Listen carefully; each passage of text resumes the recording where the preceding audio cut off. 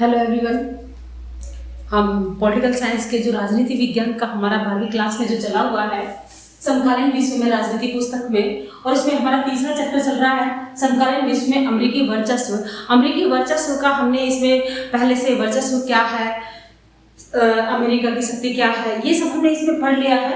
आज हम देखते हैं कि तीन अर्थ में, जो मैंने फर्स्ट में तुम्हें कहानियां तीन सुनाई थी, सैन्य अर्थ में, ढांचागत अर्थ में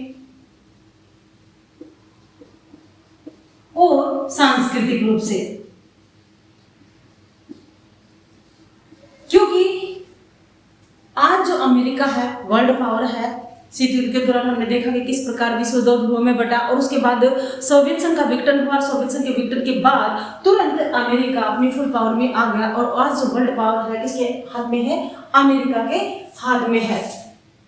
इसलिए सैन्य अर्थ में जब हम लेते हैं इसकी शक्ति को, सबसे पहले इसको मैंने कल भी तुम्हें बताया, इसको क्या कहेंगे हम? हेगेमनी। हेगेमनी।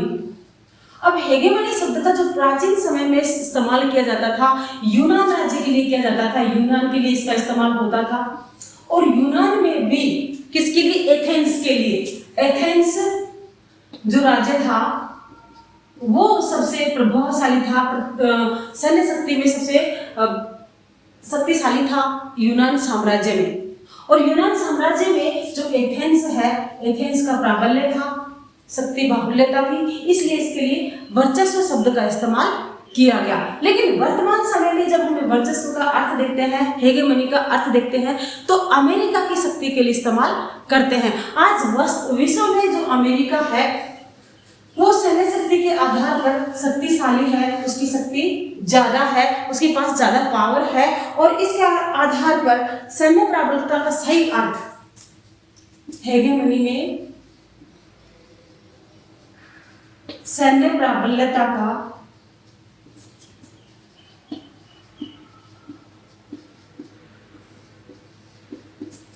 सही अर्थ आज हम अमेरिका के लिए इस्तेमाल करते हैं कि आज जो जिसके पास सैन्य प्राबल्यता है वो कौन सा देश है? अमेरिका है। अमेरिका के पास न तो शक्ति पावर ज्यादा ही है, बल्कि इसमें गुणवत्ता भी अधिक है, इसके हथियार सबसे अधिक हैं, उसके पास उनमें गुणवत्ता भी सबसे ज्यादा है। इस प्रकार हम कह सकते हैं कि जो सैन्य से अर्थ में है, इसकी बुनावट, इसकी राजनीतिक अमेरिका की हैसियत सबसे ज्यादा है विश्व में। हमने एक कहानी शुरू में तुम्हें बताई थी, किसकी? आयशा की। आयशा की कहानी तुमने पढ़ी थी शुरुआत में। आयशा जो एक लड़की थी और उसके देश पर हमला हुआ था, किसका? अमेरिका का। और अमेरिका का हवाई हमला हुआ था, वो जहाँ छुपी हुई थी वहां उस पर वो बम गिरा था। इससे उसको क्या हुआ था? उसके एक पांव जाता रहा था। तो हम कह सकते हैं कि वो आत्मा से तो नहीं, लेकिन किससे? शारीरिक रूप से वो क्या बन गई थी? पंगु बन गई थी। किसके कारण? अमेरिका के कारण। तो यहां हमें समझ में आता है कि अमेरिका की जो शक्ति है वो एक तरह से पावरफुल है, और किसी भी देश के किसी भी नागरिक को या किसी भी देश को नुकसान पहुंचा सकती है। तो आयशा की कहानी के माध्यम से हमें पता चलता है कि विश्व में जो सैन्य पावर के रूप में देखा जाए तो अमेरिका वर्चस्वशाली देश है, क्योंकि इसकी जो सैन्य क्षमता की बनावट है और उसकी जो तोल से है, उससे हम अगर आते हैं, ऐसा नहीं है कि इसके पास हथियार ही अधिक है, लेकिन उनकी गुणवत्ता भी अधिक है। उसका बनावट इस तरीके की है कि वो अपने देश में कोई भी अगर युद्ध भूमि से अपने सैनिकों को, किसको? अपने सैनिकों को दूर रखते हुए या सुरक्षित रखते हुए,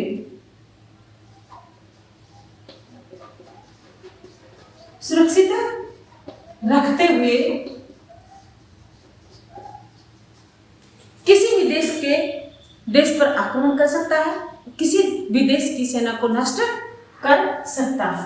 ऐसी उसकी क्षमता है और बनावट है अमेरिका के सैन्य की। क्योंकि ये अपना सबसे ज्यादा बजट सेना पर ही खर्च करता है। अगर हम देखते हैं मौजूदा ताकत इसकी, तो इराक का हमने देखा, हमने मौजूदा ताकत जो सैन्य है, जो अमेरिका से नीचे, अमेरिका से नीचे 12 देश ऐसे हैं जो विकसित हैं और 12 देश जो ताकत रखते हैं। ये 12 देश जितना मिलकर के खर्च करते हैं अपनी सैन्य शक्ति पर, 12 देश जो मिलकर जितना सैन्य शक्ति पर खर्च करते हैं, सेना पर खर्च करते हैं, उन्हें उससे भी अधिक अकेला अमेरिका खर्च करता है। यानी कि 12 देश मिलकर के अपनी सेना को बनाने में या हथियार बनाने में या हथियारों की स्थिति को संभालने में या उनमें गुणवत्ता लाने में जितना वो खर्च करते हैं, टोटल मिला करके उससे भी कहीं अधिक अकेला अमेरिका खर्च करता है। तो यहाँ से भी हमें नजर आती है अमेरिका का वर्चस्व किसमें, सैन्य में। हमने इराक का हमला देखा, इराक में किस प्रकार, हालांकि माना वहां सद्दाम हुसैन की सरकार को गिराने में कामयाब रहे,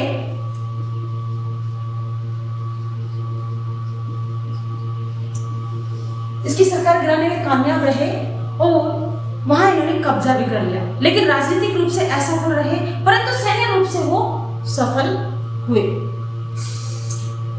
इसके बाद हम देखते हैं पेंटागन। पेंटागन जो है वो अपने बजट का, किसका, बजट का बड़ा हिस्सा रक्षा अनुसंधान में खर्च करता है या रक्षा अनुसंधान की प्रौद्योगिकी में खर्च करता है। रक्षा अनुसंधान करता है यानी कि उद्योग लगाता है, उसके लिए हथियारों के लिए खोज करता है, अनुसंधान करता है, परीक्षण करता है। सबसे ज्यादा बजट इसका इसी पर खर्च होता है, पेंटागन का। तो इससे भी हमें लगता है अमेरिकी सैन्य वर्चस्व का। अगला जो सैन्य बल का प्रयोग है वह 4 लक्ष्यों के लिए अमेरिका खासकर करता है। अमेरिका सभी इसका उपयोग 4 लक्ष्यों के लिए करते हैं और वो 4 लक्ष्य क्या होते हैं, जीतना है तो 4 लक्ष्य, सैन्य बल का प्रयोग करने के लिए जो 4 लक्ष्य लिए जाते हैं वो है, एक तो जीतना, अवरोध, दंड और कानून व्यवस्था बनाने के लिए सैन्य बल का प्रयोग।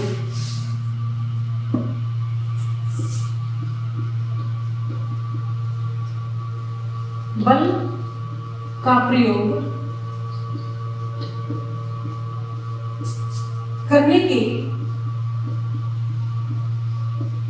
4 लक्ष्य।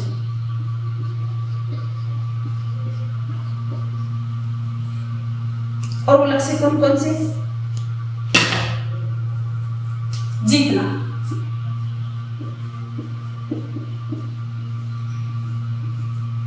किसी भी देश को जीतना, इसीलिए सेना का इस्तेमाल किया जाता है। जिसकी सेना अच्छी होती है, हम प्राचीन इतिहास से भी पढ़ते आ रहे हैं, जिस देश की सेना अच्छी होती थी वो दूसरे देश पर क्या कर लेता था, कब्जा कर लेता था। हमने हमारे राजस्थान की हिस्ट्री भी देखी होगी कि जिस राजा के पास शक्ति ज्यादा थी और उसने क्या किया, दूसरे राज्य को अपने कब्जे में ले लिया, आक्रमण करके, विदेशी आक्रमण भारत पर आए। जिस प्रकार हमने देखा कैसे मुगल आए, शक आए, कुषाण आए, हुण आए, ये सब आए और अपनी शक्ति के बल पर, सैन्य शक्ति के बल पर इन्होंने भारत पर कब्जा किया। तो सैन्य पावर का इस्तेमाल सबसे ज्यादा किसके लिए करना पड़ता है, किसी भी देश को जीतने के लिए, किसी भी देश को जीतने के लिए।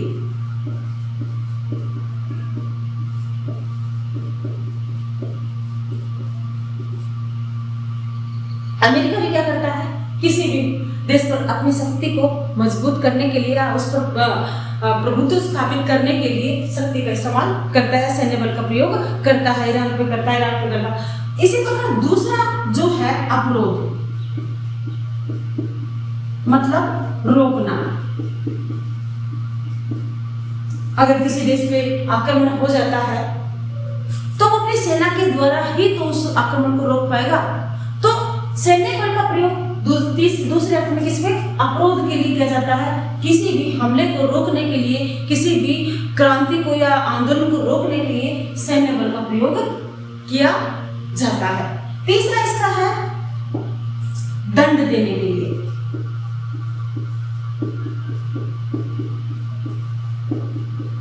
किस प्रकार हमने देखा कि 9/11 का हमला हुआ और 9/11 के हमले के बाद अमेरिका ने एक्शन लिया कि इन जो आतंकवादी संगठन है उनको नस्तनाबूद करना या उनको समाप्त करना। 9/11 की घटना के बाद हमने देखा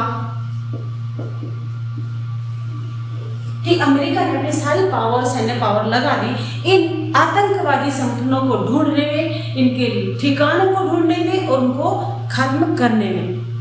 तो दंड देना एक तरीका हुआ सैन्य बल का प्रयोग, किसी भी देश को या किसी व्यक्ति को या किसी संस्था को दंड देने के लिए इस्तेमाल किया जाता है सैन्य बल का। और लास्ट लक्ष्य है इसका 4 जो है वो है कानून व्यवस्था बनाने के लिए।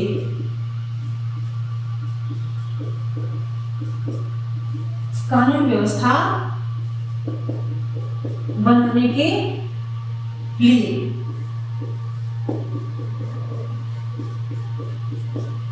जब भी किसी देश की कानून व्यवस्था बिगड़ती है तो उसको किसके आधार पर ही बनाया जा सकता है, सैन्य बल के आधार पर ही। सेना के द्वारा ही उसका इस्तेमाल किया जाता है कानून को व्यवस्थित करने में, सुटेबल करने में, क्रांति को रोकने में, आंदोलन को रोकने में। इन सब में किसका प्रयोग किया जाता है, सैन्य बल का प्रयोग किया जाता है। अमेरिका भी यही करता है।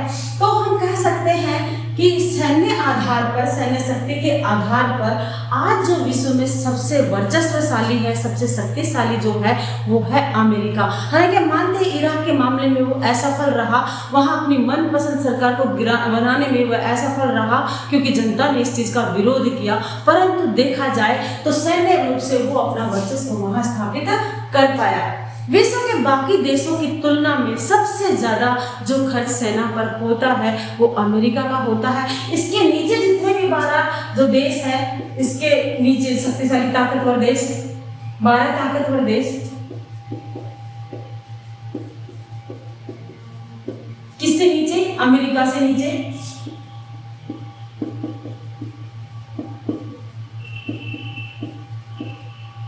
नीचे इनका जितना खर्च होता है इससे भी कहीं ज्यादा अमेरिका अकेले का होता है सेना पर खर्च। तो हम कह सकते हैं कि सैन्य बल के आधार पर जो विश्व में प्रभुत्व बना हुआ है, वर्चस्व जो बना हुआ है वो किसका बना हुआ है, अमेरिका का बना हुआ है। इसके बाद हम इसके देखते हैं दूसरा वर्चस्व अमेरिका का, ढांचागत वर्चस्व। क्योंकि ढांचे में हम इससे थोड़ा अलग लेते हैं। सैन्य वर्चस्व क्या है, परंपरागत चलता रहा है, परंपरा से भी हमें पता है कि एथेंस में हमने इसको देखा, यूनान में। लेकिन ढांचागत हम वर्तमान में स्थिति लेते हैं, ढांचागत अर्थ में वर्चस्व, ढांचागत अर्थ में,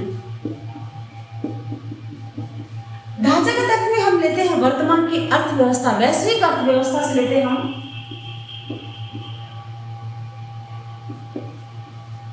वैश्विक अर्थव्यवस्था से लेते हैं।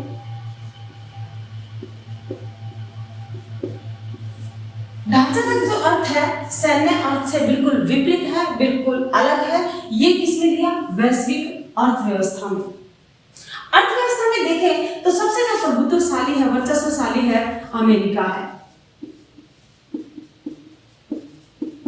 अमेरिका है कैसे कि ये जो अर्थव्यवस्था है विश्व की सारी व्यवस्थाओं को प्रभावित करता है। अमेरिका ऐसी चीजें बनाएगा जो उसके सार्वजनिक इस्तेमाल की है और जो वो इस्तेमाल करेगा वो इस तरीके से कराएगा ताकि विश्व के सभी बाकी देश भी उस चीज का इस्तेमाल करें, ताकि उसका जो आर्थिक तंत्र है वो मजबूत हो। हम देखते हैं कि जो सबसे ज्यादा हथियार बनते हैं, हथियारों की सप्लाई जो होती है वो कहां से होती है, अमेरिका से होती है। अमेरिका नए नए हथियार बनाता है, नए नए सर्च करता है, तो वो सब कहां से, अमेरिका से। इससे क्या होगा, अमेरिका का बाकी जो देश है वो हथियार खरीदेंगे, और हथियार खरीदेंगे तो इससे क्या होगी, अमेरिका की अर्थव्यवस्था मजबूत होगी। तो ढांचागत रूप से हम वैश्विक अर्थव्यवस्था को लेते हैं। अर्थव्यवस्था में अमेरिका जो है सबसे ताकतवर देश बना हुआ है। हम जानते हैं यूएनओ में भी जो सबसे ज्यादा चंदा देता है, जो यूएनओ में अपना जो चंदा है सबसे ज्यादा कौन देश देता है, अमेरिका देता है। इसमें भी सबसे ज्यादा अमेरिका का है। विश्व के किसी कमजोर राष्ट्र को जरूरत होती है, वो आर्थिक रूप से मदद लेता है, उसमें भी सबसे ज्यादा अमेरिका देता है, ताकि वो उसका कार्य करे या उसकी अर्थव्यवस्था में उसका सहयोग करे। कोई भी ऐसा उद्योग होता है सबसे पहले अमेरिका लगाता है, और वो इतनी वस्तुएं बनाएगा बाकी सारे देशों में भी वो जाए और उसका इस्तेमाल हो। भारत का तो सबसे ज्यादा जो व्यापार चलता है वो अमेरिका के साथ ही है।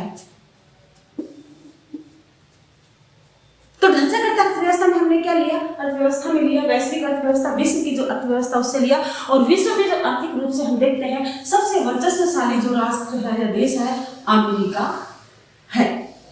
तीसरा इसका वर्चस्व का अर्थ है सांस्कृतिक अर्थ में। इसमें सांस्कृतिक अर्थ में वर्चस्व।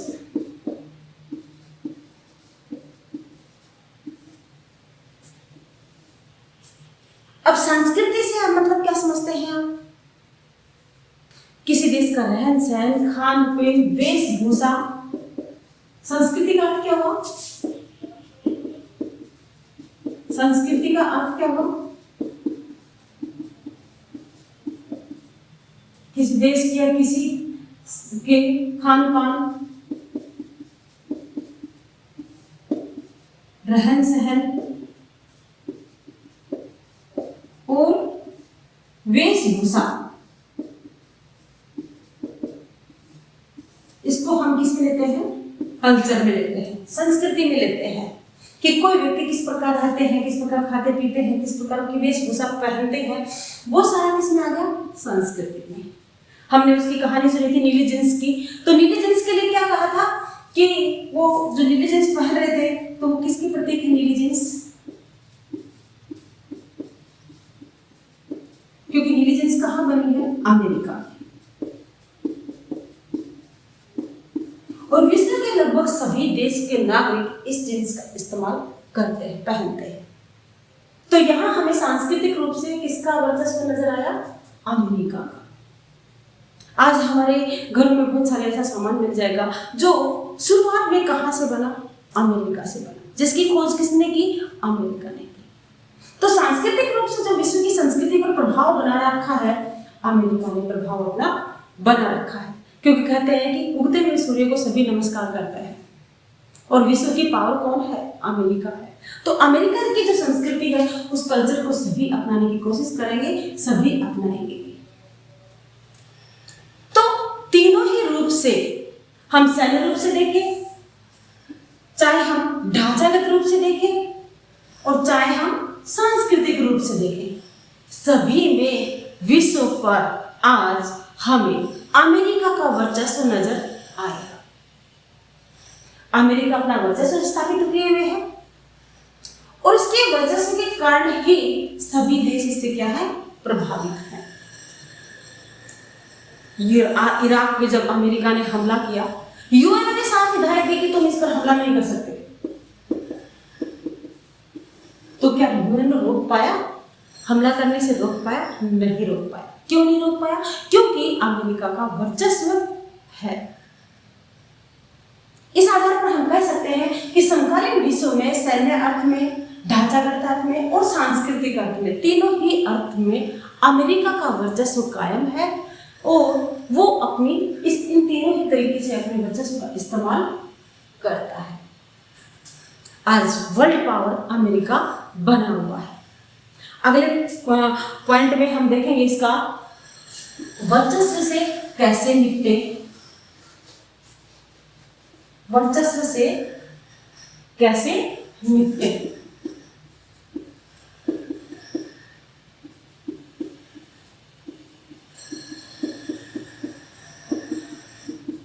कैसे निपटे।